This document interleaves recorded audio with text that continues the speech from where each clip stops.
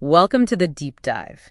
Today, we're looking at something, well, incredibly powerful, and it's right there in your kitchen, your diet. Exactly. And it's a really surprising impact on cancer risk. Your sources show some pretty staggering numbers, like 18% of all cancers. 18%, yeah. And 16% of cancer deaths in the U.S. Just linked to lifestyle factors, like what we eat. It's not just general health. It feels much more specific. It really is. And today we're going to unpack 7 specific dietary factors. But first, it's probably helpful to clarify that IARC system you mentioned. Oh, right. The International Agency for Research on Cancer Classifications. Yeah. Group 1 means carcinogenic to humans. Then there's Group 2A, probably carcinogenic, and 2B, possibly. Right. And the key thing here, is that Group 1 shows sufficient evidence it can cause cancer.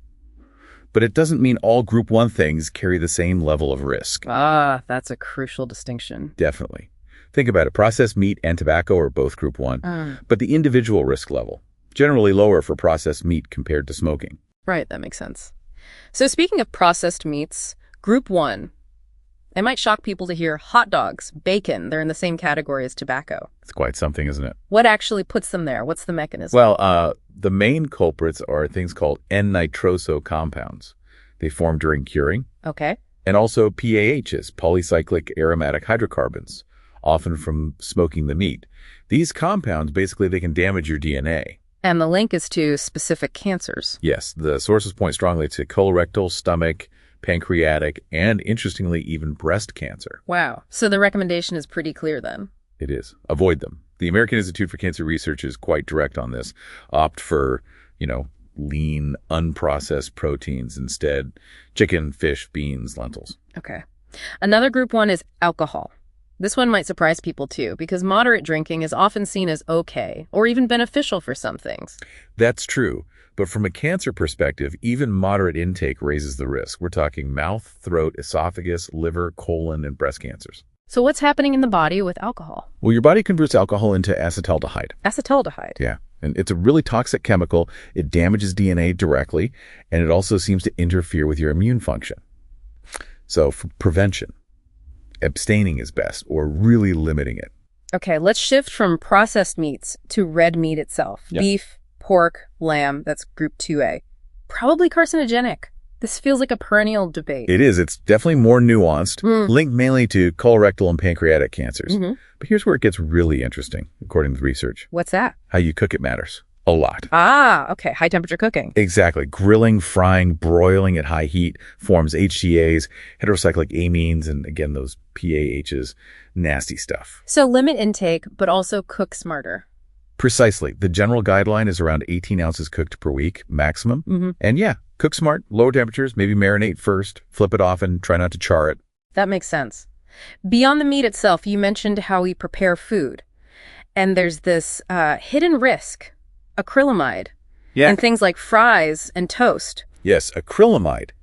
It forms naturally when you cook starchy foods at high temperatures.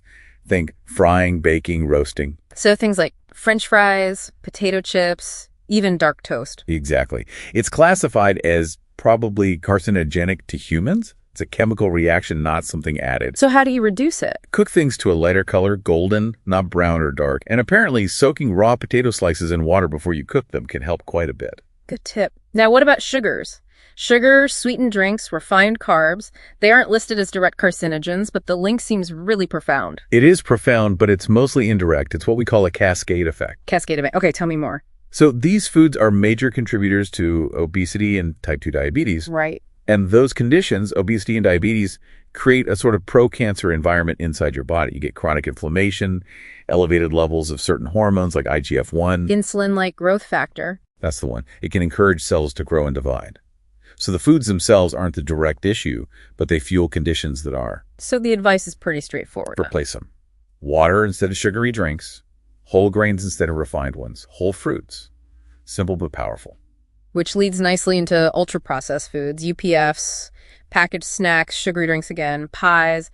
The link is mainly obesity, right? Or is there? Obesity is a huge part of it, definitely.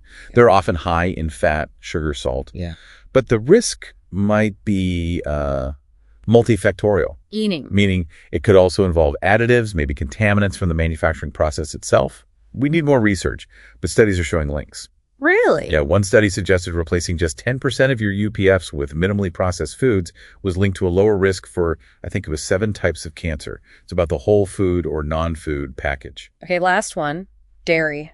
This one seems really tricky. Some links to prostate cancer. It does feel nuanced. There is some evidence suggesting a link, possibly via that same IGF-1 pathway, which might promote prostate cell growth. But it's not clear-cut. Not at all.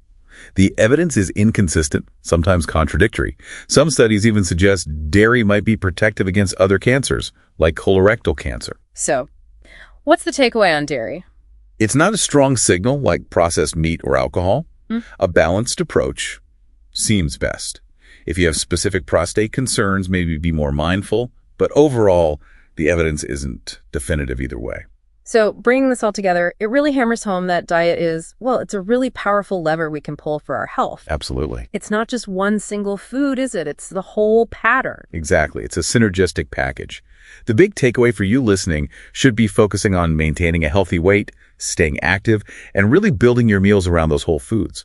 Whole grains, vegetables, fruits, beans, they work together. It really makes you think. It does. Yeah. And maybe the question to leave you with is this.